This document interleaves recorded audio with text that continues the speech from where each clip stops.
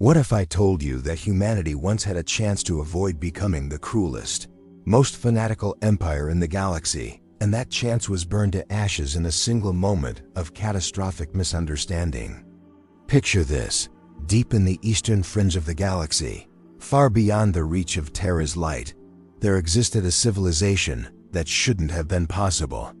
While the Imperium of man crushed every Xenos species beneath its boot and proclaimed that only through eternal war could humanity survive, another branch of mankind had discovered something different, something the Emperor would never allow to exist. They called themselves the Interex. Imagine walking through their cities, crystalline towers rising into violet skies, their surfaces adorned with art from a dozen different species. Streets where human children played alongside beings that the Imperium would exterminate on sight. Markets where technology and culture blended in ways that would make a tech priest scream heresy. This wasn't some primitive backwater clinging to the dark age of technology's scraps. This was a thriving, advanced civilization that had solved the one problem the Emperor claimed was unsolvable: peaceful coexistence with alien life. But here's where the story gets darker. The Interex weren't naive idealists stumbling blindly through the stars. They knew the galaxy's dangers intimately. They had fought wars. They had faced annihilation. And most importantly, they understood chaos in ways the Imperium never would. While the Emperor kept the very existence of the Chaos God secret from his own sons, the Interex openly taught their children about the primordial forces lurking in the warp. They called them cows, the ancient destroyer. Every citizen learned to recognize corruption's subtle whispers. Every warrior trained to resist temptation's pull. They weren't hiding from the darkness. They were inoculating themselves against it. The Interex had been born in fire, forged through a war of survival against an alien menace called the Nephilim. These weren't simple raiders or primitive Xenos. The Nephilim were sophisticated, dangerous, and utterly bent on humanity's destruction. The war lasted generations. It scarred their civilization. But when humanity finally stood victorious, they did something the Imperium would consider weakness. They looked at the other alien species around them and asked a different question. Not how do we destroy you, but how do we live together? The Kinebrach were their answer. An advanced alien race of warriors and craftsmen, bipedal and simian, with a culture built on honor and artistic achievement.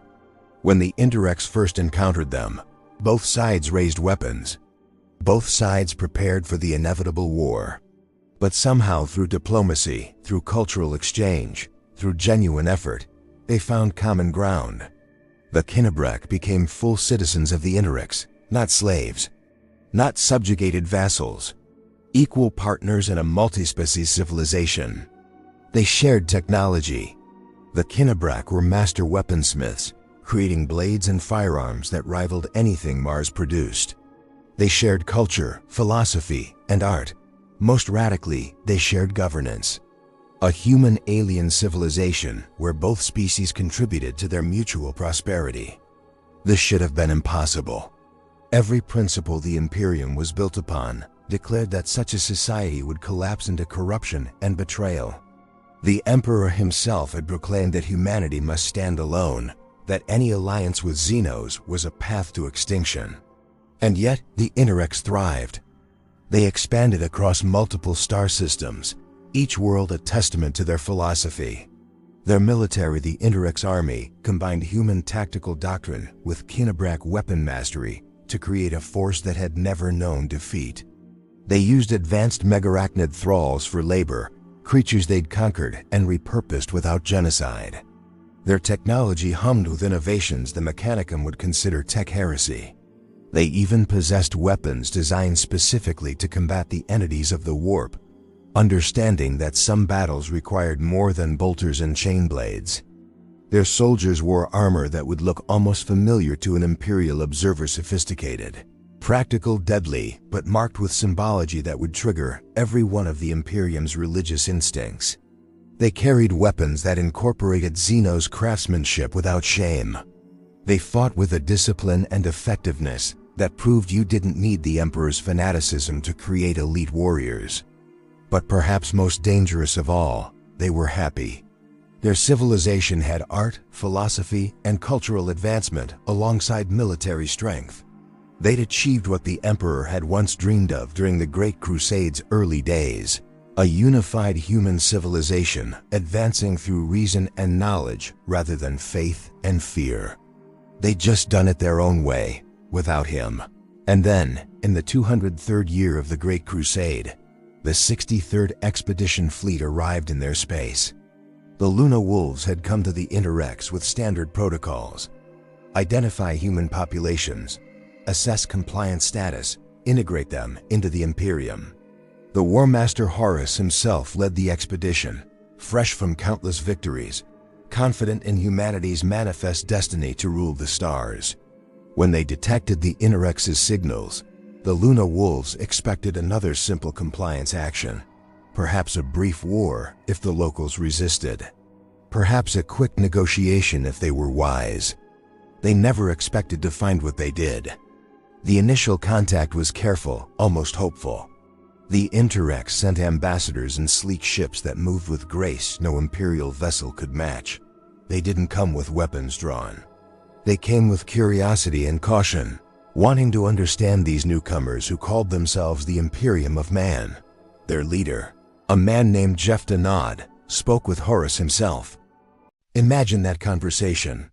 The War Master, gene-forged son of the Emperor, standing before a normal human who commanded a civilization that should have been impossible.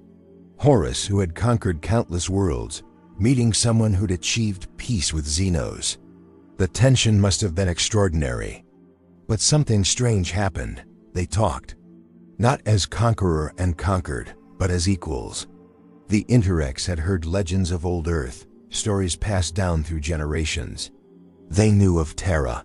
Some of their history suggested they might have originated from humanity's birthworld themselves, colonies lost during the Age of Strife who'd found their own path through darkness.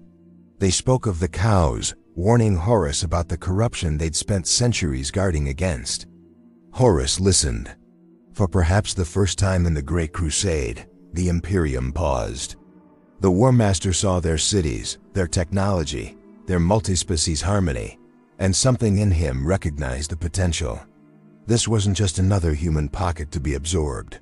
This was an alternate path humanity had taken. A test case for whether the Emperor's xenophobia was truly necessary.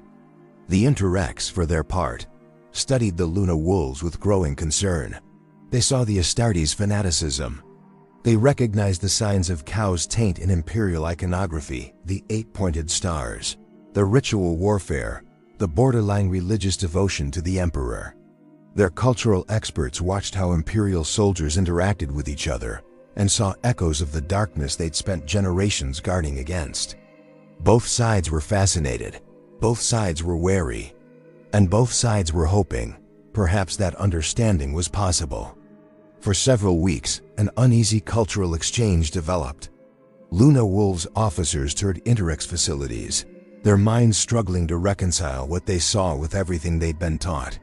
Interex scholars studied Imperial documents, increasingly horrified by the Imperium's genocidal policies. Horus himself walked through their museums, viewing their carefully preserved warnings about chaos, seeing weapons designed to fight demons, reading histories of how they'd resisted corruption. In another timeline, this might have been the moment everything changed. The moment the Great Crusade's momentum broke against an uncomfortable question: what if there's another way? But fate, as always in the grim darkness of the far future, had other plans. In one of the Interex's most sacred museums, there sat a weapon. An ancient, dangerous blade they'd locked away behind protective fields and warning glyphs. A sword they'd recovered and contained because they understood exactly what it was: an artifact of Chaos itself. Too dangerous to destroy, too powerful to ignore. The weapon's name was Anathema, and someone was about to steal it. The theft happened in silence, a single act of malice that would echo across millennia. The museums of the Interex were not like the dusty reliquaries of Terra or the cold vaults of Mars. They were living educational spaces, places where citizens came to remember, to learn, to understand the dangers their ancestors had faced and overcome. Children walked these halls, guided by teachers who explained in clear, unflinching terms what chaos was and how it corrupted. There were no secrets here, no hidden knowledge locked away from the masses. The Interex believed that ignorance bred vulnerability, that only through understanding could humanity resist the warp's whispers. But understanding came with responsibility. And the anathema required more than understanding, it demanded absolute containment. The sword sat in the chamber ringed with warning symbols, each glyph a testament to battles fought in the Imperium itself. The Interex had found this blade in the ruins of a civilization that had fallen to chaos worship, a culture that had wielded such weapons in rituals too dark to speak of. The weapon was beautiful in the way poison is beautiful, its edge perfect, its balance sublime, its surface etched with patterns that hurt to look at too long. The Interex hadn't destroyed it because they understood that some artifacts couldn't be unmade, that chaos objects destroyed carelessly could release worse horrors. So they'd locked it away, studied it at a distance, and waited for the day when humanity might be advanced enough to safely neutralize such things. They'd protected it from their own people for centuries. They never imagined the threat would come from their guests. Erebus moved through the museum like a shadow given flesh. The first chaplain of the Word Bearers, assigned to the 63rd Expedition Fleet as an observer, had worn the mask of loyalty for decades. While other Luna Wolves toured the Interex facilities with genuine curiosity, while Horus himself engaged in careful diplomacy, Erebus had been searching. His eyes, touched by powers the Interex would recognize instantly, had seen the anathema the moment he'd entered the museum. He'd felt its presence like a beacon, a promise of destiny. The Word Bearers had already turned. While the rest of the Imperium fought in the Emperor's name, Erebus and his legion had found other gods to serve. Gods who whispered of futures where Horus would stand against his father. Gods who needed only the right catalyst to set their grandest scheme in motion. The anathema was that catalyst. Security systems that had stood vigilant for generations meant nothing to someone guided by entities that existed outside reality's normal rules. Erebus disabled field after field, his movements precise, his intentions absolutely clear. He wasn't stealing treasure. He was stealing a future. When his hands closed around the blade's hilt, somewhere in the warp, 4 vast intelligences smiled. The alarms triggered 3 minutes too late. By the time Interex security forces reached the chamber, Erebus was already moving through the museum's corridors, the anathema wrapped in cloth that couldn't hide what any trained citizen would recognize, the psychic stench of Chaos corruption. What happened next would be argued about for centuries, each side claiming justification, neither willing to accept their role in the tragedy. The Interex security forces saw a member of the Imperial delegation carrying a Chaos artifact through their most sacred educational space. They saw everything their culture had warned against: outsiders, touched by corruption, stealing weapons that could doom worlds. Their response was immediate and, by their laws, absolutely justified. They opened fire. Erebus, of course, had anticipated this. He'd planned for it. As bolt rounds shattered museum displays and lost fire scorched ancient walls, he sent a single message to the Luna Wolves fleet. The Interex had attacked without provocation. The message was a lie wrapped in truth. There was fighting. There were Interex forces engaging Imperial personnel, but the context was poison. Horus received word that his diplomats were under fire while he was in another district of the Interex capital, touring facilities with Jephthah Nod. The War Master's face, usually so composed, flickered through a sequence of emotions: confusion, concern, and then a cold, terrible anger. He turned to Nod, demanding an explanation. Why would the Interex attack during a diplomatic mission? Nod's own confusion was genuine. His security forces were disciplined, trained specifically to avoid provocation with these newcomers. He hadn't ordered any action. Something had gone catastrophically wrong, but what? He began issuing commands, trying to understand, trying to stop whatever had started.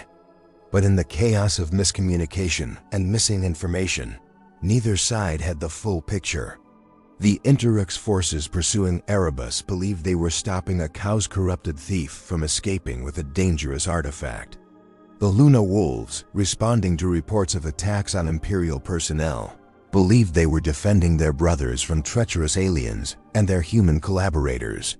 Both sides were acting on incomplete information. Both sides were certain of their righteousness. The first Luna Wolf to die was a sergeant named Vectus, caught in crossfire as Interex security tried to contain Erebus. His death, accidental and tragic, was the spark that turned misunderstanding into warfare. Within hours, the careful diplomacy of weeks had collapsed into violence. Horus, still not understanding what had truly happened, ordered his forces to defensive positions.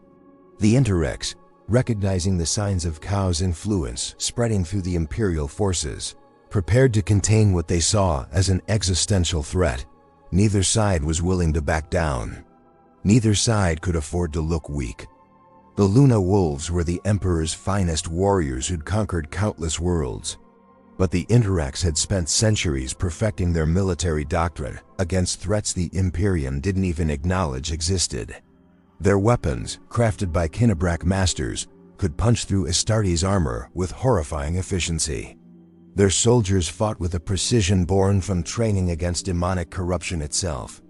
They knew how to fight enemies stronger, faster, and more fanatical than normal humans because they'd been doing it for generations. The battles that erupted across the Interex worlds were unlike anything the Luna Wolves had experienced. These weren't primitive warriors with basic weapons, easily crushed beneath the Imperium's technological superiority.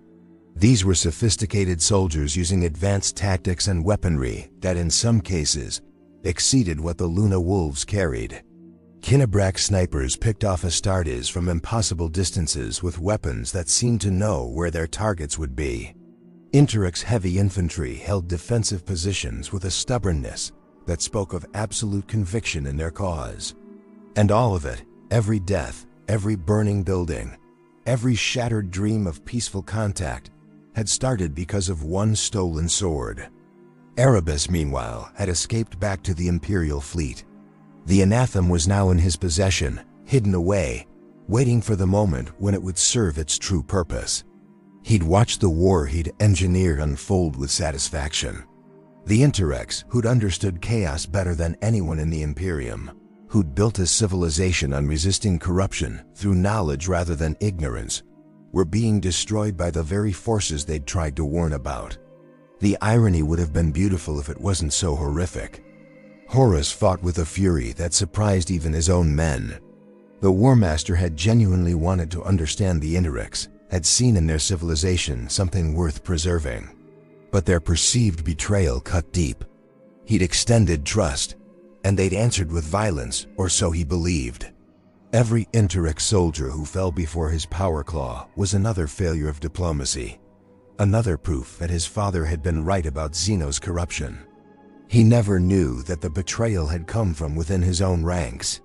The war raged for weeks, spreading across multiple systems as the Interex fought with desperate courage to protect their way of life. Their fleets engaged Imperial vessels in void battles where both sides took staggering casualties. Their ground forces made the Luna Wolves pay for every meter of territory in blood and time. This wasn't a compliance action. This was mutual annihilation. In the command centers of Interex warships, admirals made impossible choices. They could see how this would end. The Imperium had endless reserves, countless legions, an empire spanning millions of worlds. The Interex, for all their advancement and skill, were finite. But surrender meant extinction just as surely as fighting did. The Imperium didn't accept Xenos' coexistence. The Imperium didn't tolerate alternative paths.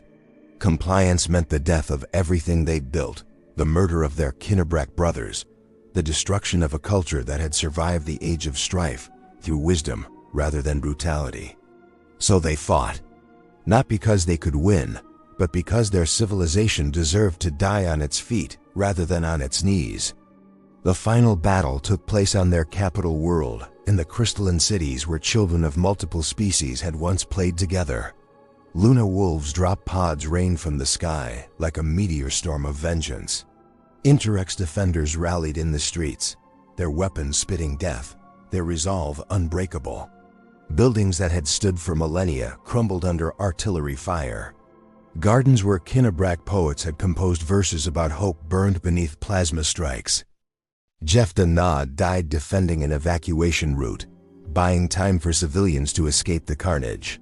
His last words, recorded by a soldier who survived, were not curses or cries for vengeance. He simply said, "They don't understand what they're destroying. Emperor, forgive them." The Interex civilization, humanity's alternative path, died not because it was weak or corrupt or doomed to fail. It died because of a lie, a theft, and a tragic inability for two human cultures to communicate when it mattered most. When the fighting finally ended, when the Luna wolves stood victorious amid the ruins of cities they'd never wanted to destroy, Horus walked through the shattered museums. He saw the educational displays about cows, the warnings his father had kept secret from the entire Imperium. He saw the evidence of a culture that had understood the warp's dangers and built defenses through knowledge. He saw what might have been. And somewhere in his mind, a seed of doubt took root. A question that would grow like poison in the months to come. What else had his father lied about? The ashes of the Interex settled across their worlds like snow, silent and complete. In the aftermath, as remembrancers documented the campaign for Imperial records, they struggled to explain what had happened. The official narrative was simple. A Xenos corrupted human civilization had attacked Imperial diplomats and been brought to compliance through justified military action. The reports were filed, the campaign added to the Luna Wolves' long list of victories, and the 63rd Expedition Fleet prepared to move on to their next target. But something had changed in Horus that wouldn't be so easily cataloged or filed away. He stood alone in what had once been the Interex's grand library, a structure so vast it had its own weather systems, designed to preserve knowledge across millennia. Imperial artillery had shattered the dome, letting in the acrid smoke from burning cities. Books lay scattered like fallen leaves, their pages fluttering in winds that carried the smell of death. Some were written in High Gothic, recognizable. Others bore Kinebrach script, the flowing alien calligraphy somehow both foreign and hauntingly beautiful. The War Master picked up a children's primer, its cover illustrated with a human child and a young Kinebrach sitting together, reading. The title, translated by his armor's augurs, read, "Understanding Our Neighbors, a Guide for Young Citizens." He flipped through pages that explained, in simple terms appropriate for adolescents, how different species communicated, how to recognize cultural differences, how to build friendships across biological divides. There was a chapter on the cows, presented not with religious terror, but with scientific clarity. These are the entities that exist in the warp. These are how they operate. These are the signs of their influence, and these are how we resist them. It was everything the Emperor had refused to teach his own sons. Horus had always believed his father's secrecy served a purpose. The Emperor was the greatest being humanity had ever produced, a vision of perfect rationality and scientific understanding. If he chose to hide the truth about the warp from his Primarchs, from his Imperium, there must have been a reason. The masses couldn't be trusted with such knowledge. Ignorance was protection. But here, in his hands, was proof that an entire civilization had trusted even their children with that same knowledge, and not only survived, but thrived. The doubt that had been planted in the ruins of the museums began to grow roots. Loken found him there, the captain of the 10th Company, who'd become something like the War Master's conscience. Darviel Loken had fought through the Interex War with increasing discomfort, watching enemies who fought with honor, who died protecting civilians, who wielded technology that suggested a sophistication he'd been taught only Terra possessed. He'd killed Interex soldiers and felt, for the first time in his service, like he might be fighting on the wrong side. "Sir," Loken began, his voice careful, "the fleet is prepared to depart. Malagurst asks when you wish to begin transit. Horus didn't look up from the book. Did you tour their cities, Garviel, before we burned them? Some, my lord. And what did you see? Loken considered his words carefully. To speak carelessly of Xenos, even now, felt dangerous. But Horus had asked, and the War Master deserved honesty. I saw humans living without fear. I saw technology being used to improve lives rather than simply make war. I saw art, philosophy, culture. I saw children playing in parks that had been designed by minds that weren't human, and those children were happy. And you killed the people who built that. It wasn't an accusation. It was a statement of fact. Loken felt the weight of it settle on his shoulders like chains. I followed orders, sir. They fired on our forces. Did they? Horus finally looked up, and Loken was startled to see genuine anguish in his Gene Father's eyes. Or did we misunderstand what was happening? Did we assume aggression when they might have been responding to something else entirely? Before Loken could answer, another presence entered the library. Erebus moved with the quiet confidence of someone who knows they've already won. The first chaplain's armor was pristine despite the weeks of warfare, almost suspiciously clean. He'd fought in relatively few engagements, always assigned to what he called spiritual support duties that kept him away from the heaviest combat. War Master, Erebus said, his voice smooth as poisoned honey.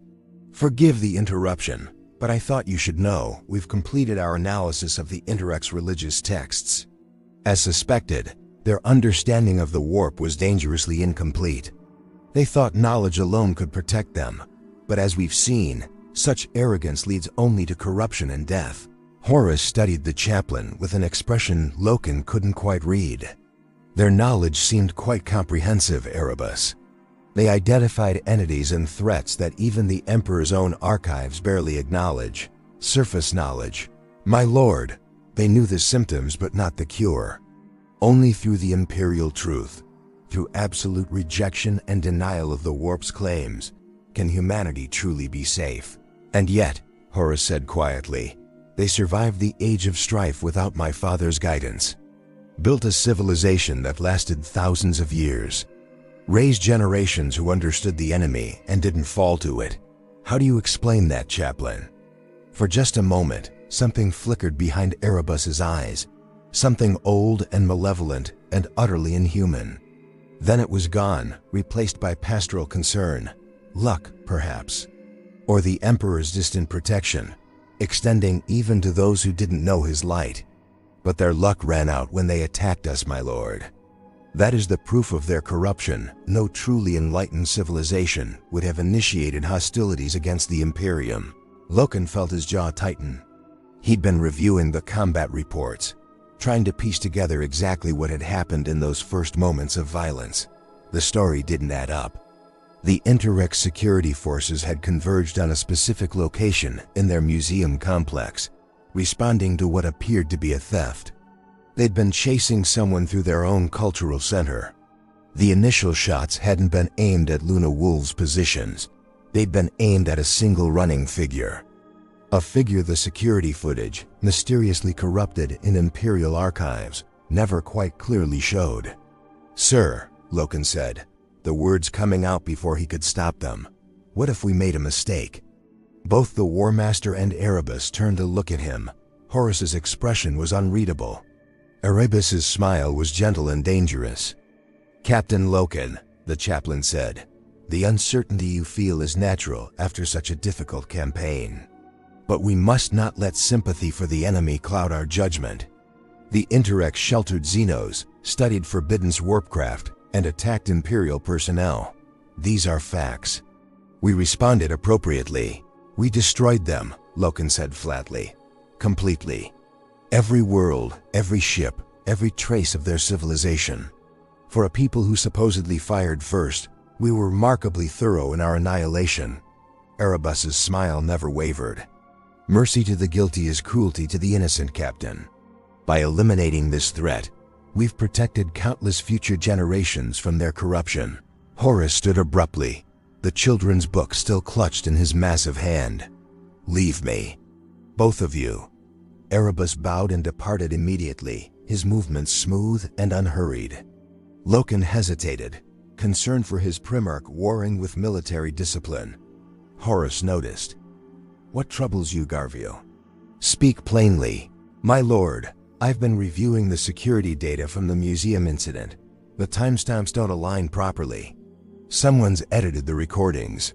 Not skillfully enough to hide it entirely, but enough to obscure what actually happened in those first minutes." Loken took a breath. "I think someone on our side triggered the conflict. I think they stole something from the Interex and made it look like an unprovoked attack." The War Master was silent for a long moment, his face a mask of controlled emotion. When he finally spoke, his voice was barely above a whisper. "And if you're right? If we destroyed an entire civilization because someone manipulated us into war, what then, Captain?" Loken had no answer. The implications were too vast, too terrible. If the Interex had been destroyed through deception, if they'd been humanity's best hope for a different future, if their deaths were built on lies, what did that say about the Great Crusade? What did it say about the Imperium itself? Horus seemed to read these thoughts on his face. The Primarch walked to what had once been a window, now just a shattered opening looking out over ruins. In the distance, Imperial work crews were already beginning demolition, erasing the last physical traces of Interex architecture to make way for standard Imperial construction. "My father once told me that the only path forward for humanity was absolute dominance," Horus said. "That we must stand alone, trust no Xenos, accept no alternatives to his vision. I believed him because he is the Emperor, because his wisdom has guided us through impossibilities." He paused. "But what if his wisdom is incomplete? What if there are truths he hasn't shared? What if the Interex found answers he never wanted us to discover?" "Sir, that's heresy?" Horus laughed, but there was no humor in it. "Yes, the thought itself is heretical. To question the Emperor's judgment, to suggest his plan might be flawed, to wonder if perhaps humanity deserves more than endless war and blind obedience." He turned back to Loken, and there was something desperate in his eyes. "But if we don't question Garviel, if we simply follow orders and burn every alternative to ashes, what are we building? An empire or a prison?" Loken felt the ground shifting beneath his understanding of everything he'd believed. This was the War Master, the Emperor's most beloved son, speaking words that could be construed as doubt in the Imperial truth itself. "The Interex believed knowledge was protection," Horus continued. "They taught their citizens about the warp, about chaos, about the real threats lurking in the darkness. And my father's response to those same threats? Secrecy, denial.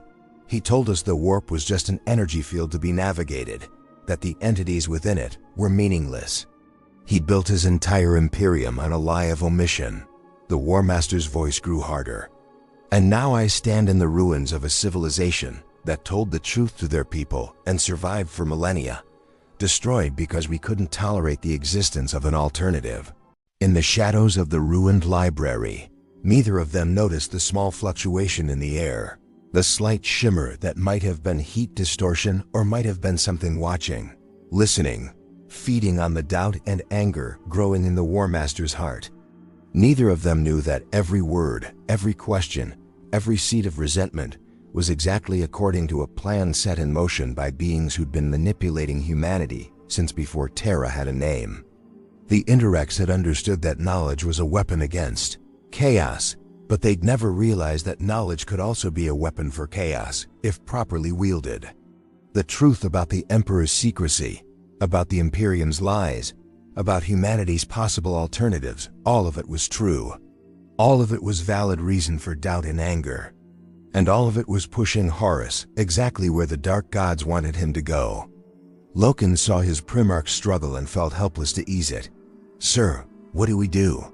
If someone in our own ranks initiated this war, if they manipulated us into destroying potential allies, we need to find them. We need to bring them to justice." Horus looked at the children's book in his hand one more time, then let it fall to the floor. "Justice, yes, but whose justice, Garviel? Imperial justice that would bury this entire incident to protect the Crusade's image. or real justice that demands answers even when those answers might shake the foundations of everything we've built? Before Loken could respond, alarms began shrieking through the ruins. Both Astartes' Vox systems crackled to life with urgent reports. Something had happened aboard the flagship. An incident in the training cages. The War Master's presence was required immediately. As they rushed back to the waiting Thunderhawks, neither of them knew they were leaving the last intact evidence of the Interex civilization behind. By morning, Imperial work crews would complete their demolition. The library, with its dangerous ideas and uncomfortable truths, would be reduced to rubble and ash. The Interex would become a footnote in Imperial records, a minor Xenos corrupted culture brought to compliance. Their warnings about chaos, their success at peaceful coexistence, their proof that humanity could choose a different path, all of it would be buried beneath official lies and institutional forgetting. But the damage was already done. The seed planted in Horus's mind wouldn't be so easily erased. The questions raised, the doubts awakened, the recognition that his father had built an empire on selective truth. These things would grow and fester in the coming months. And when Horus finally fell, when the greatest of the Emperor's sons raised his hand against his father and plunged the galaxy into civil war, historians would trace the betrayal back through a chain of causes and decisions. They would point to Davin, where Horus would be wounded by a stolen blade. They would reference Erebus and his manipulations. They would cite the Emperor's distant coldness and his son's growing resentment. But very few would remember the Interex. Very few would understand that the Horus Heresy's true beginning wasn't a blade or a betrayal or a wound. It was a question, born in the ruins of humanity's better path. What if we're building the wrong future? The incident aboard the flagship turned out to be nothing, a malfunctioning servitor in the training deck, quickly dealt with and forgotten. But by the time Horus and Loken returned to the ship, the moment of vulnerability had passed. The War Master's face had returned to its usual mask of confidence and controlled authority. Whatever crisis of faith had gripped him in the ruins was now locked away behind the iron discipline of a Primarch. But Loken had seen it, he'd heard the questions, and he couldn't unsee or unhear them. In the days that followed, as the 63rd Expedition Fleet departed Interex space, Loken found himself conducting a quiet investigation. He told no one what he was doing, not even his closest brothers. This wasn't about following orders or pursuing official channels. This was about truth. And truth in the Imperium was a dangerous commodity. The security footage from the museum was indeed corrupted, but not beyond all recovery. Loken had friends in the fleet's tech-adept contingent, specialists who owed him favors and asked few questions. Working in the depths of the ship during off-duty hours, they managed to reconstruct fragments of the deleted data. What emerged was fragmentary but damning. A figure in power armor, moving through the Interex museum with clear purpose. The biological signatures were wrong for a Luna Wolf. The gait analysis suggested someone taller. The armor configuration didn't match any unit assigned to the 63rd Fleet. In 3 separate fragments, you could see the figure's helmet turn, and in each instance, the servo skull recording the security feed registered a psychic distortion that made the footage skip and blur. Someone had been there. Someone who shouldn't have been. Someone who'd known exactly where they were going and what they wanted. And then there was the matter of the blade. Loken began asking careful questions about weapons inventories, cross-referencing reports and manifests. He learned that a weapon had been logged into the fleet's armory 3 days after the Interex campaign ended. An ancient sword of unknown origin, cataloged as a recovered Xenos artifact by order of the first chaplain. No further details. No explanation of where it had been found or why it merited special handling. The weapon was being stored in the word bearers section of the fleet, Erebus's section. Every piece of evidence Loken uncovered felt like a stone being placed on his chest, making it harder to breathe. He was assembling a picture of deliberate sabotage, of engineered conflict, of a war manufactured by someone within the Imperium itself. But why? What possible purpose could destroying the Interex serve? He thought about bringing his findings to Horus directly, but something held him back. The War Master was already struggling with doubt, already questioning the foundations of the Great Crusade. If Loken confirmed that the Interex War had been a lie, that they'd been manipulated into destroying humanity's alternative future, what would that do to him? Would it strengthen his resolve to seek truth? Or would it shatter something fundamental in the greatest of the Emperor's sons? While Loken wrestled with these questions, Erebus was elsewhere on the ship, kneeling in a chamber that technically didn't exist in the vessel's schematics. The room was small, dark, and absolutely forbidden by every law of the Imperium. Its walls were inscribed with symbols that would have made a sanctioned psyker scream and a normal human go mad just from looking at them. In the center of the floor, arranged in a pattern that predated human civilization, sat 8 candles whose flames burned in colors that shouldn't exist in real space. The anathema lay before him, gleaming with unnatural light. "It is done, my masters," Erebus whispered to the darkness. "The seed is planted." Horus doubts his father. The Interex, who might have shown him a different path, are ashes. "Soon we move to the next stage." The darkness answered, but not in words. It answered in visions that poured directly into Erebus's mind, futures branching and converging, timelines splitting like fractured glass. He saw Horus standing over the Emperor's broken body. He saw Terra burning. He saw the Imperium tearing itself apart in civil war, while the Four laughed and feasted on the psychic energy of humanity's greatest tragedy. And it had all started with a theft. With a single act of manipulation that turned potential allies into enemies, that showed Horus his father's lies while offering no alternative but rage and betrayal. The Interex had to die not because they were weak or corrupted, but because they were proof that the Emperor's way wasn't the only way. As long as they existed, there was always the possibility that Horus might see them and choose a different rebellion, one aimed at changing the Imperium rather than destroying it. But with the Interex gone, with that alternative path burned to nothing, when Horus finally turned against his father, there would be nowhere to go but into the arms of the dark gods. No middle path, no reformation, only destruction and damnation. Erebus smiled in the darkness. The Interex had been so certain that knowledge was protection. They'd never understood that knowledge could also be a weapon, that the truth about the Emperor's failures could be used to corrupt his greatest son. They died trying to warn the Imperium about chaos, never realizing that chaos had already won the moment the first shot was fired in their museums. Elsewhere in the fleet, in quarters that had once belonged to an iterator who died during the campaign, someone else was piecing together the truth. Mercedes Eliton was a remembrancer, one of the artists and writers assigned to document the Great Crusade for future generations. She'd interviewed dozens of soldiers after the Interex War, collecting their stories, trying to understand what had happened. The accounts didn't match. The official narrative said the Interex had attacked without provocation, but the soldiers she interviewed remembered confusion, conflicting orders, a sense that something had gone wrong but no one knew what.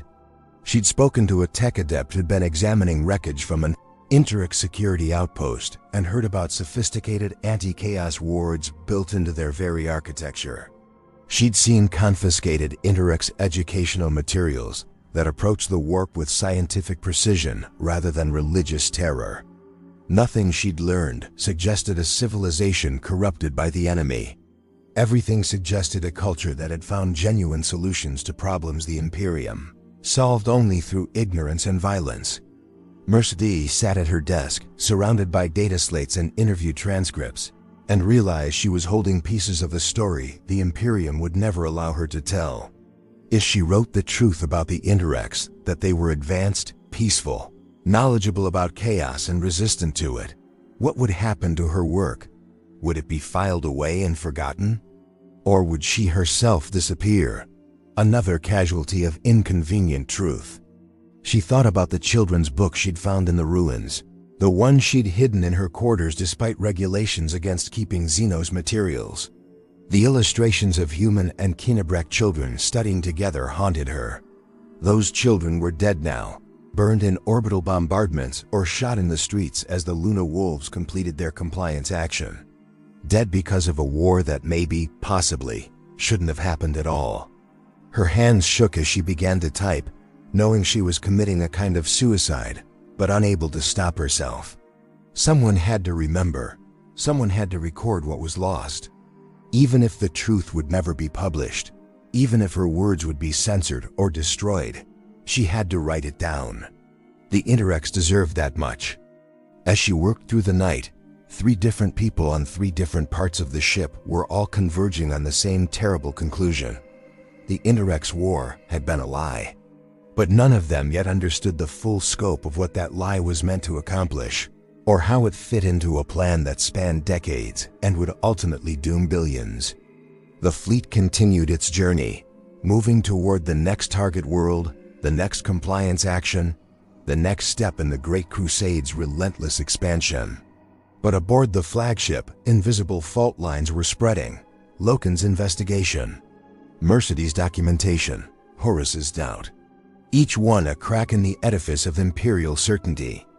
And Erebus watched them all, patient and amused, knowing that every question they asked, every truth they uncovered, every moment of doubt and anger was exactly what the dark gods had orchestrated. The Interex had been the test case, the proof of concept. If a Primarch could be made to doubt his father over their destruction, imagine what could be accomplished with the right wound, the right betrayal, the right series of revelations about the Emperor's lies. The anathema waited. The moment would come. All the pieces were in position. 3 weeks after leaving Interex space, the fleet received new orders. They were being redirected to a world called Davin, where local authorities reported a rebellion that needed the War Master's personal attention. The orders came from the Emperor himself, routed through official channels, absolutely legitimate. Except they weren't. The orders had been falsified, inserted into the communication network by agents who served powers the Imperium refused to acknowledge existed. But how could anyone know to question them? They bore the Emperor's seal. They used the correct authentication codes. Every technical marker of legitimacy was present. Horus reviewed the orders in his stratagem, surrounded by his most trusted officers. Davin, the name meant nothing to him. Just another world that needed to be brought to compliance, another step in the endless march of imperial expansion. He approved the course change without much thought, his mind still partially occupied with questions about the Interex, about his father's secrecy, about whether the Great Crusade was building an empire or a prison. Loken was there when the orders came through, and something about them felt wrong. He couldn't articulate what, exactly, just an instinct honed through decades of warfare that this particular mission felt like a trap. He almost said something, almost voiced his concerns to the War Master. But what would he say? That he had a bad feeling? That this seemed convenient so soon after the Interex disaster? That he was investigating evidence of sabotage and thought someone in their own fleet might be manipulating events? All of it sounded paranoid. The kind of thinking that got officers relieved of duty for psychological instability, so he stayed silent. And the fleet turned toward Davin. Mercedes felt it too, though she had even less reason to understand why. She'd been having dreams since they left Interex Space Strange, vivid nightmares where she walked through burning libraries while voices whispered warnings she could never quite remember upon waking. In her dreams, children with human and alien faces pointed at something behind her, their mouths open in silent screams. She'd started sleeping less, working more, driven by a compulsion she didn't fully understand to document everything about the Interex before the memories faded. Her quarters were filled with notes, sketches, interview transcripts.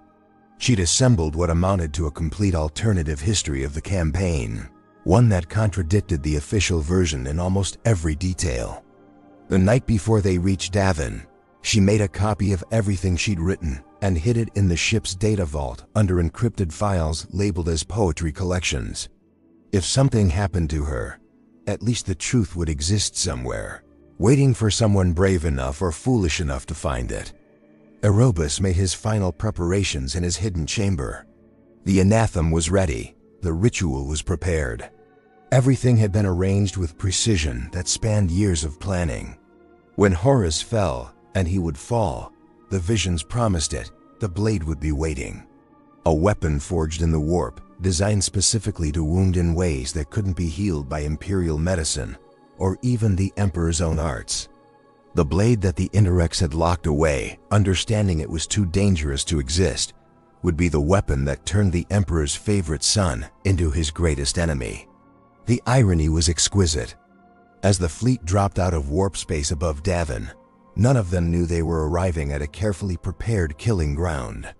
None of them understood that the rebellion they'd come to suppress was theater, that the battles they would fight were orchestrated, that every element had been arranged to place Horus in exactly the right position to receive exactly the right wound.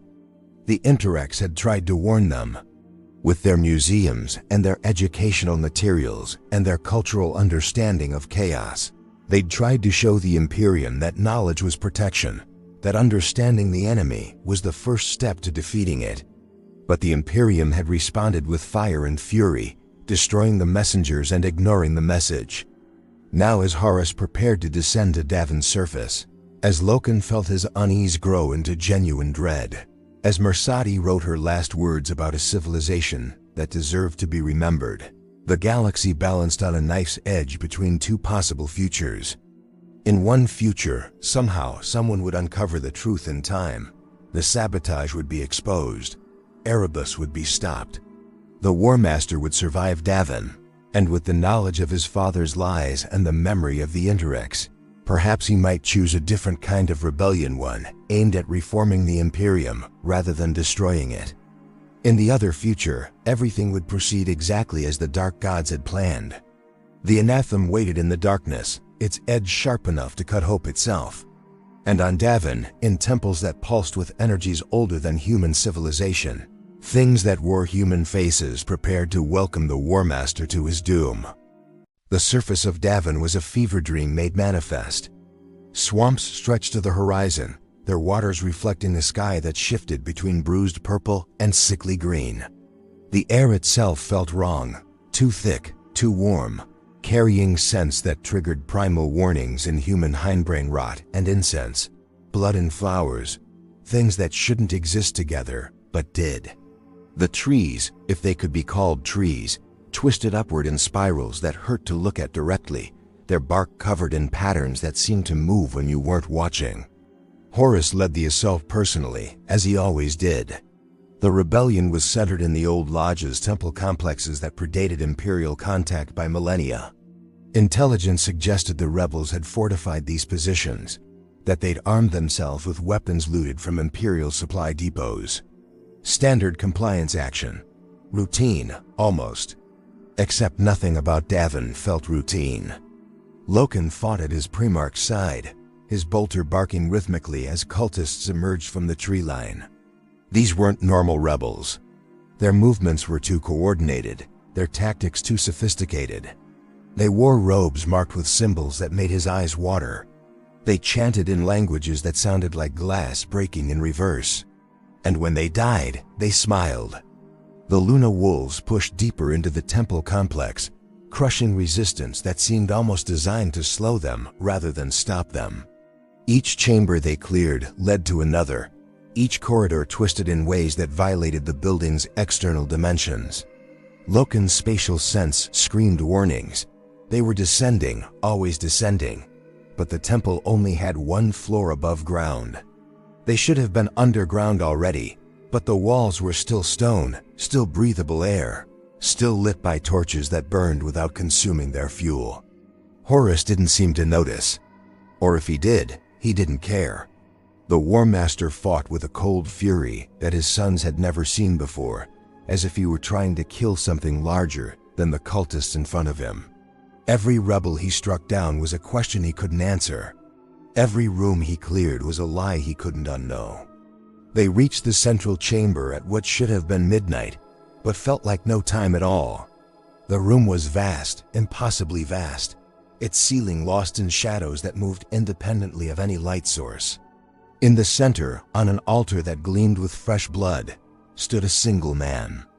He was tall, emaciated, his skin covered in ritual scars that formed words and languages humanity had forgotten. But his eyes were worse, ancient and knowing and utterly mad with revelation. When he spoke, his voice echoed from directions that didn't exist. "War Master," he said, and the title sounded like mockery. "We've been expecting you." Horus raised his bolter. "Surrender or die. Those are your only options." The man laughed, and somewhere in the distance, something vast laughed with him. "Options? How mortal. How limited. Tell me, son of the anathema, do you know why you're really here? To bring this world to compliance." "No." The man gestured, and from the shadows behind the altar, other figures emerged. They wore the faces of people Horus knew, soldiers who died on Interex worlds, their features preserved in warp stuff that pretended to be flesh. "You're here because you asked the wrong questions. Because you started doubting. Because you saw the Interex and wondered if your father might be wrong." Loken felt his blood freeze. How could this cultist possibly know about the Interex? That campaign was weeks behind them, classified, documented only in sealed reports. Horus's face remained impassive, but his grip on his weapon tightened. "You know nothing about the Interex, don't I?" The man smiled, revealing teeth filed to points. "I know they understood more than your father ever wanted you to learn. I know they taught their children truths he kept from his own sons. I know they showed you an alternative, and you destroyed them for it because you couldn't bear what they represented. They attacked us, did they?" The man tilted his head. "Or were they responding to a theft? To an act of sabotage by someone in your own ranks? To a manipulation so subtle you never even questioned it until the ashes had already settled?" Horus fired. The bolt round should have obliterated the cultist's head. Instead, it stopped in midair, suspended in a bubble of distorted space that rippled like water. The man didn't even flinch. "You can't shoot away the truth, War Master. The Interex died because they were inconvenient. Because as long as they existed, you might have chosen reformation over rebellion. You might have decided to change your father's Imperium rather than tear it down." The cultist gestured again, and more figures emerged from the shadows. These ones wearing Kinebrach features, their simian faces frozen in expressions of accusation. "But we couldn't allow that. The Four have plans for you, glorious plans. And those plans required the Interex to burn." The admission hung in the air like poison gas. Loken heard it, understood it. This cultist, this servant of chaos, was confessing to orchestrating the Interex war. Not directly, entities like this didn't need to work directly. They whispered to willing ears. They planted suggestions in compromised minds. They ensured that the right person was in the right place with the right stolen sword, at exactly the right moment to start a war. Erebus. It had to be Erebus. Horus's face went through a series of expressions too fast to track: shock, rage, denial, and finally a terrible understanding. "You're saying the Interex died because of chaos manipulation? That we were tricked into destroying them?" "Tricked?" The cultist laughed again. "No, War Master. You destroyed them because that's what you were always going to do. We simply arranged the circumstances. The Imperium cannot tolerate alternatives. Your father cannot accept that humanity might thrive without his control. The Interex proved both those assumptions wrong, so they had to die. We just made sure their death would plant the right seeds in your heart." "What seeds?" "Doubt, anger, the understanding that your father is a liar who built his empire on secrets, and fear." The cultist spread his arms wide. "You've been asking the right questions since you walked through their ruins, War Master. Is the Emperor truly benevolent? Does he deserve your loyalty? What else has he hidden from you? Those questions will grow. They will consume you. And when they do, when you finally understand the full scope of his betrayal, you will make a choice." Horus raised his power claw, energy crackling along its edges. "I will never betray the Emperor. Won't you?" The cultist's smile widened impossibly far. "You already doubt him. You already question his methods. You've seen the alternative he destroyed. How long before doubt becomes certainty? How long before anger becomes action? The War Master struck, moving faster than human eyes could follow. The power claw should have torn the cultist apart. Instead, it passed through him as if through smoke, and the man's laughter echoed through the chamber. You can't kill truth with violence, son of lies. The Interex are dead, but what they represented lives on in your mind. Every time you remember their cities, their knowledge, their success at what your father claims is impossible, you will doubt him more. And doubt is how we win. Then the cultist did something that would haunt Loken's nightmares for years. He pulled back his robes and revealed a wound in his chest, a perfectly circular hole through which Loken could see the altar behind him. Around the wound's edge, symbols crawled like living things. This is the gift we offer, War Master. The truth you crave. All you have to do is accept it. Horus stepped back, revulsion clear on his face. I want nothing from you. You already have it, the questions, the doubt. The knowledge that your father destroyed humanity's better path to preserve his own power. The cultist began to change, his form melting and reforming into something that was no longer remotely human. The Interex showed you what humanity could be. We'll show you what it will become. And you, beloved son, you will be the catalyst. The chamber erupted into violence. Luna wolves opened fire on the entity and its servants. Bolter rounds filled the air. Explosions rocked the temple's foundations. But Loken was watching Horus, and what he saw terrified him more than any demon. The War Master was standing perfectly still, his face a mask of inner turmoil. Every word the entity had spoken was landing like a physical blow, the manipulation of the Interex war. The Emperor's lies. The suggestion that doubt was already poisoning his loyalty. It was all true enough to hurt, twisted enough to corrupt. My lord, Loken grabbed Horus's arm. We need to extract. This place is a trap. Horus turned to look at him, and for a moment, Loken didn't recognize the expression in his gene-father's eyes. There was rage there, yes, but also something worse: calculation, assessment, as if the Primarch were weighing possibilities he'd never considered before. Then the moment passed. Horus's face hardened into its usual mask of authority. Agreed. Fall back. We're purging this temple from orbit. The Luna wolves began their withdrawal, fighting through cultists that seemed to multiply from nowhere. The temple itself fought them, corridors twisting, walls closing, gravity shifting in nauseating waves. 3 Astartes were lost in the retreat, swallowed by shadows that shouldn't have existed in real space. They emerged into Davin's diseased sunlight, bruised and shaken. Extraction thunderhawks screamed down from the sky. Within minutes, the Luna wolves were airborne, watching as orbital lances turned the temple complex into glass and fire. But the damage was done. Not to Horus's body, he'd emerged without a scratch. The damage was deeper, more insidious. Seeds planted, as the entity had promised. Questions that would grow like cancer. Aboard the flagship, Loken immediately went to find Erebus. The first chaplain needed to answer for what had happened. Needed to explain why a chaos entity knew intimate details about the Interex war. Needed to account for the stolen blade that records showed in his possession. He found Erebus in the chapel, kneeling before an altar to the Emperor. The chaplain looked up as Loken entered, his expression serene and welcoming. Captain Loken, can I help you with something? The anathema. The sword you logged into Armory 3 days after we left Interex space. Where did it come from?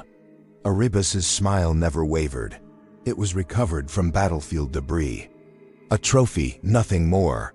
The entity on Davin knew about the Interex. New details no one outside the fleet should know.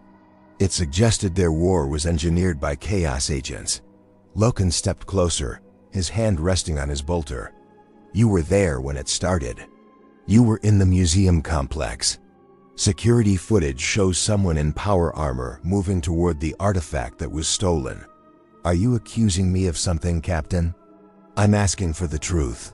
Erebus stood slowly, and for just a moment, something flickered in his eyes, something ancient and amused and utterly inhuman. Then it was gone, replaced by hurt confusion. Brother, I understand the Davin mission was difficult. We all saw things down there that challenged our understanding. But to suggest that I, a loyal servant of the Emperor, would sabotage diplomatic relations with the Interex. He shook his head sadly. That's the kind of paranoia that chaos feeds on. Loken wanted to strike him, wanted to tear the truth from his lying throat. But Erebus was right about one thing: without proof, this was just paranoia. The security footage was corrupted. The entity's confession could be dismissed as chaos lies designed to sow distrust. The theft of the anathema could be explained as battlefield recovery. Everything fit together too perfectly. That was what made it terrifying. The truth was there, visible, obvious, and completely unprovable. "Watch yourself, Chaplain," Loken said quietly. "If I find proof you engineered the Interex war, not even your rank will protect you." "Of course, Captain. I welcome any investigation that might clear my name." Erebus's smile remained gentle, pastoral, utterly convincing. "We're all brothers here after all. All servants of the same master." Loken left before he did something he'd regret. But as he walked the corridors of the flagship, he felt the weight of impossible knowledge pressing down on him. He knew the truth. Knew that someone had destroyed the Interex deliberately. Knew that chaos had manipulated events to turn potential allies into ashes. Knew that Horus was drowning in doubt that would only grow stronger. But knowing and proving were different things. And without proof, he was helpless to stop what was coming. In his quarters, Horus sat alone, staring at the children's book he'd kept from the Interex library. The illustrations of human and Kinebrach children studying together seemed to mock him. They'd been so innocent, so trusting, so certain that knowledge and cooperation could overcome any obstacle. And he'd killed them all. The entity's words echoed in his mind. The Interex showed you what humanity could be. They'd been right. They'd found a way to resist chaos through understanding rather than ignorance. They'd built a multispecies civilization that thrived. They'd achieved everything the Emperor claimed was impossible.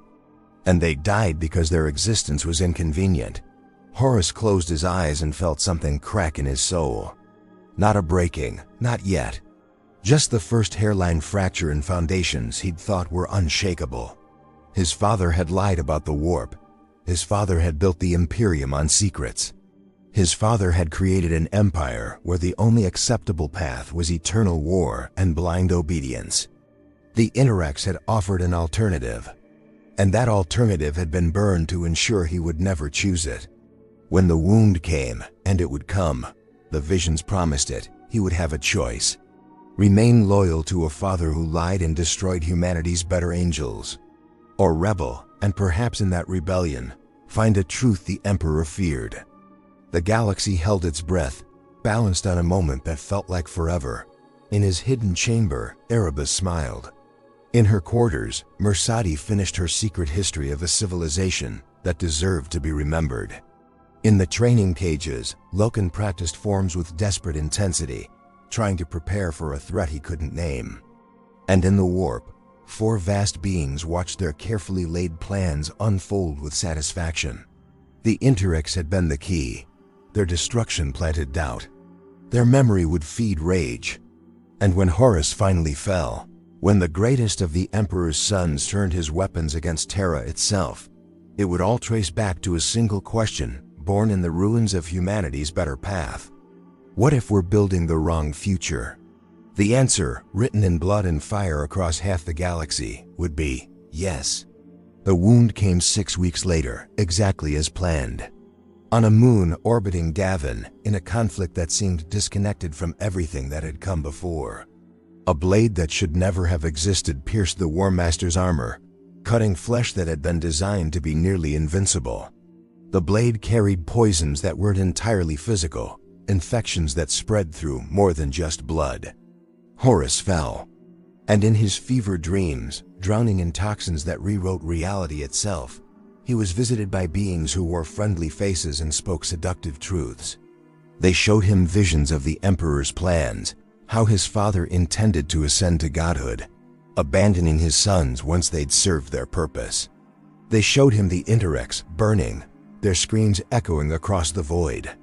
They showed him a future where humanity was free from the Emperor's tyranny, united under a different kind of rule. They never mentioned the rivers of blood that future would require.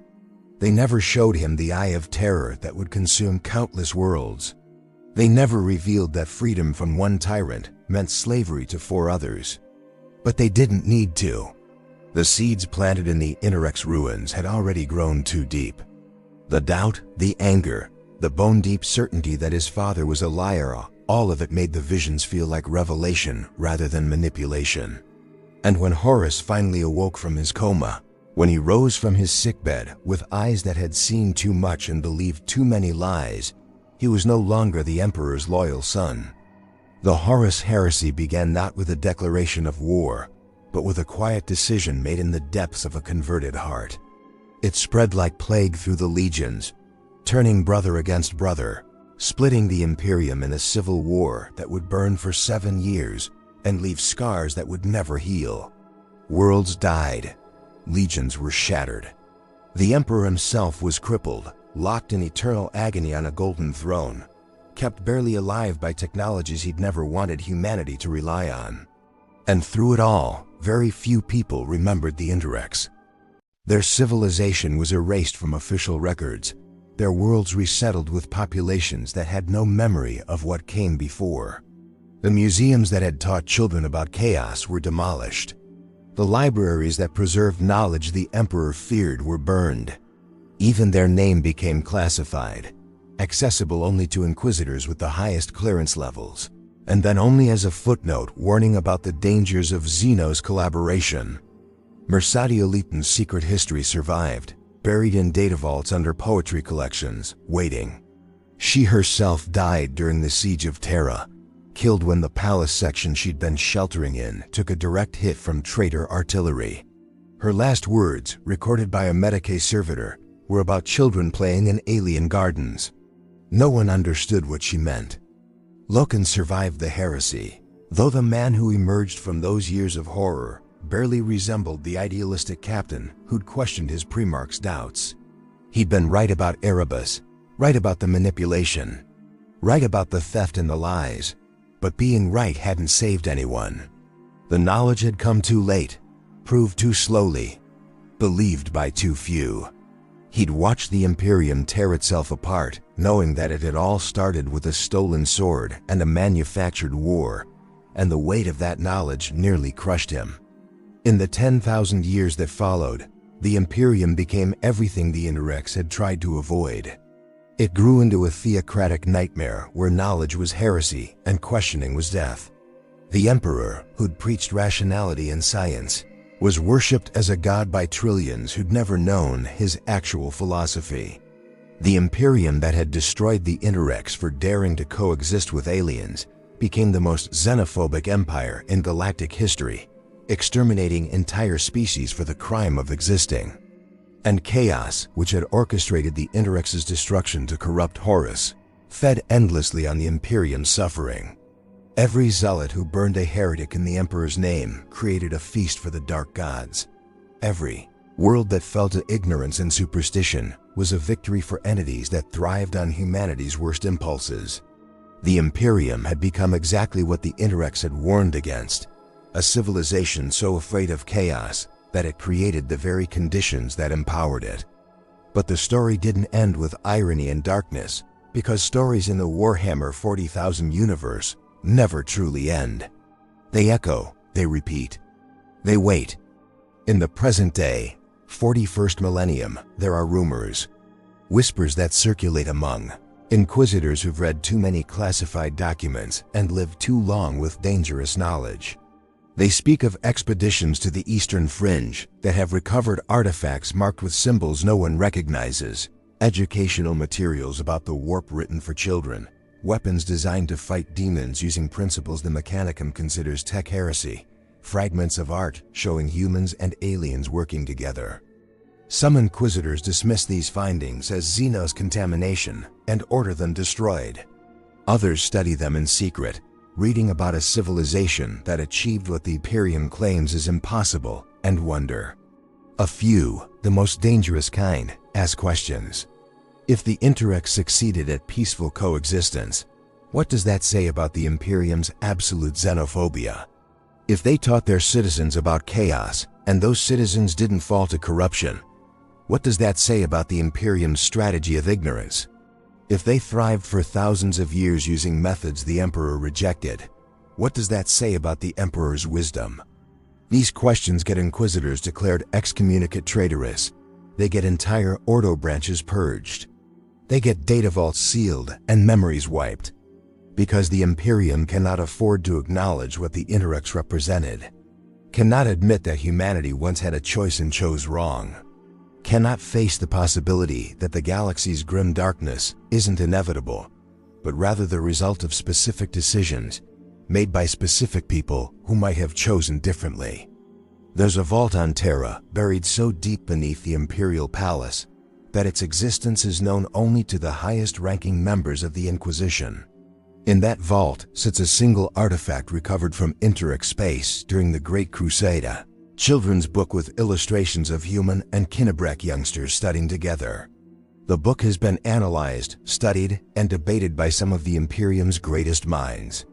And every single one of them has reached the same terrifying conclusion. The Interex worked. Their model was viable. Humanity could have survived, perhaps even thrived, without becoming the Imperium it is today. But that knowledge is too dangerous to act on, too revolutionary to acknowledge.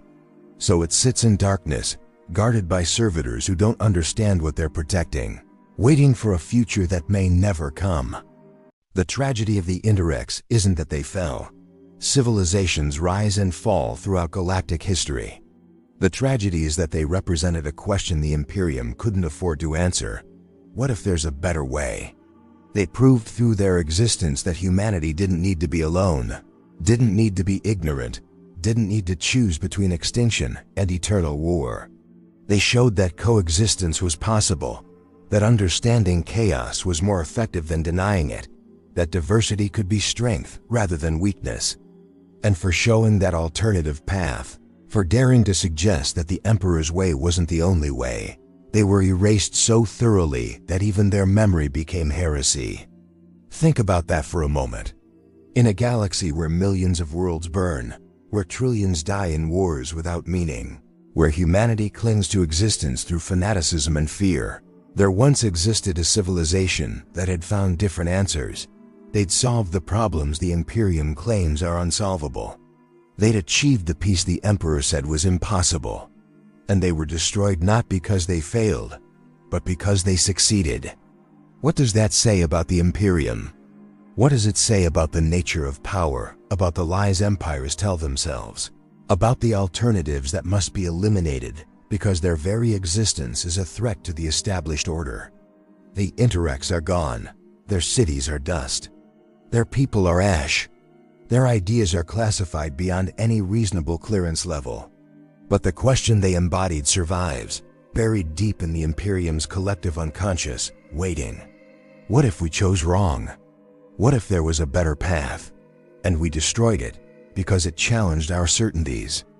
These are dangerous questions in the 41st millennium, questions that get people killed, questions that topple dynasties and fracture chapters, questions that whisper in the minds of those who've seen too much and can't unknow what they've learned.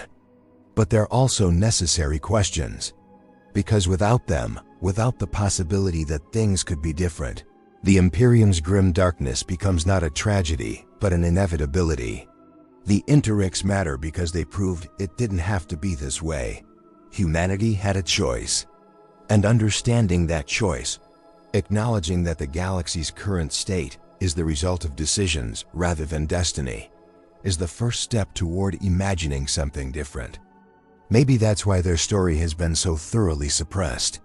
Not because they were weak or corrupted or naive, but because they were proof.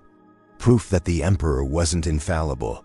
Proof that the Imperium's path wasn't the only viable option. Proof that humanity once had the potential for something better than endless war and grinding horror. In the shadows of Camorra, where Dark Eldar archive the Imperium's secrets for their own amusement, there exists a complete record of the Interex civilization. Their art, their culture, their technology, their philosophy, all preserved with perfect clarity by beings who value knowledge above morality. Sometimes, very rarely, pieces of this archive leak into the wider galaxy. A data slate recovered from a raided Dark Eldar ship. A fragment of Interex art in a collector's vault. A weapon-bearing Kinebrach craftsmanship that shouldn't exist. And each time this happens, the Imperium mobilizes to suppress it.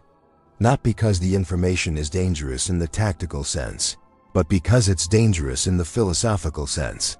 Because every human who learns about the Interex asks the same question: if they found a better way, why didn't we follow it? The answer, of course, is that the Imperium couldn't follow it. To acknowledge the Interex's success would be to admit that the Emperor's philosophy was flawed, that the Great Crusade xenophobia was unnecessary, that 10,000 years of suffering might have been avoidable. And empires built on absolute certainty cannot afford that kind of doubt. So the Interex remain forgotten, their story told only in whispers, their legacy reduced to classified warnings and suppressed archives. But forgetting and erasing aren't the same thing. Somewhere in the galaxy's vast darkness, their memory persists. In the minds of inquisitors who ask forbidden questions. In the hearts of soldiers who wonder if there might be alternatives to eternal war. In the dreams of citizens who imagine a future where humanity doesn't have to be alone and afraid. The Interex showed us humanity's better path. The path we didn't take. The civilization we could have built if we'd made different choices at critical moments. Their destruction was the galaxy's original sin. The moment when fear and manipulation triumphed over wisdom and hope. But here's the thing about paths not taken: they remain possibilities. They echo through time as reminders that choices matter, that destinies aren't fixed, that even in the grim darkness of the far future, alternatives exist for those brave enough to seek them.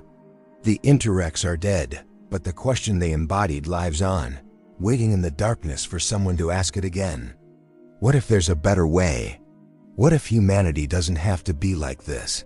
What if the Imperium's truth isn't the only truth? These questions are why the Interex mattered. Why their story, suppressed and classified and nearly forgotten, remains one of the most important in Warhammer 40,000 lore. Because in a universe defined by darkness, they were a glimpse of light.